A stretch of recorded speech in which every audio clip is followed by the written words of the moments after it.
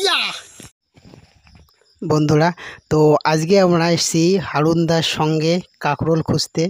তো কাঁকরোল খোঁজার জন্য আমরা এসেছি থড়াই। এখানে কাঁকরোলের যে ডালগুলো আছে সেগুলো আমরা তুলতেছি। তো কাঁকরোলের সাধারণত ওর গোড়ার দিকে একটা মোটা ধরনের ওল যেরকম থাকে সেরকম একটা থাকে।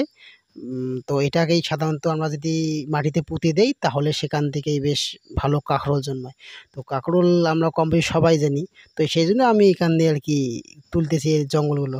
আসলে জঙ্গল বলে ভুলবে, কাঁকরোলের ডালপালাগুলোই আর কি ছড়িয়ে ছিটিয়ে আছে বলে এটাকে জঙ্গল মনে হচ্ছে। তো আমি খুঁজতেছি এখানে এখানে একটু উর্বর জায়গাও আছে। উর্বর জায়গার মধ্যে কাঁকরোল বেশ এখানে ভালোই দেখতে পাচ্ছি। তো এটা তুলতেছি, অতটা অসুবিধা হচ্ছে না, বেশ ভালোই নরম মাটি আছে, তো সহজভাবেই উঠতেছে। তো এই কাঁকরোলের যাক, পেয়েছি কিছুটা হবে এখন। তাহলে আমার সঙ্গে হারুনদাও এসছে আমাকে সাহায্য করার জন্য। হারুনদাও কাঁকরোল নিয়ে যাবে, আমিও নিয়ে যাবে।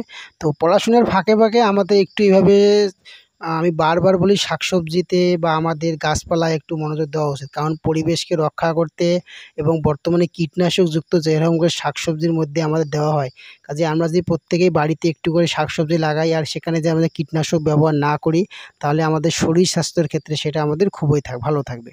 তো শরীর স্বাস্থ্যকে সুস্থ রাখতে যে আমার কাজ, আমাদের খুবই গুরুত্বপূর্ণ কাজ করাটা। তো যাই হোক, অবশেষে পেয়ে গেছি আমরা। ইয়েস, আমি যেটা আমার খোঁজার আমি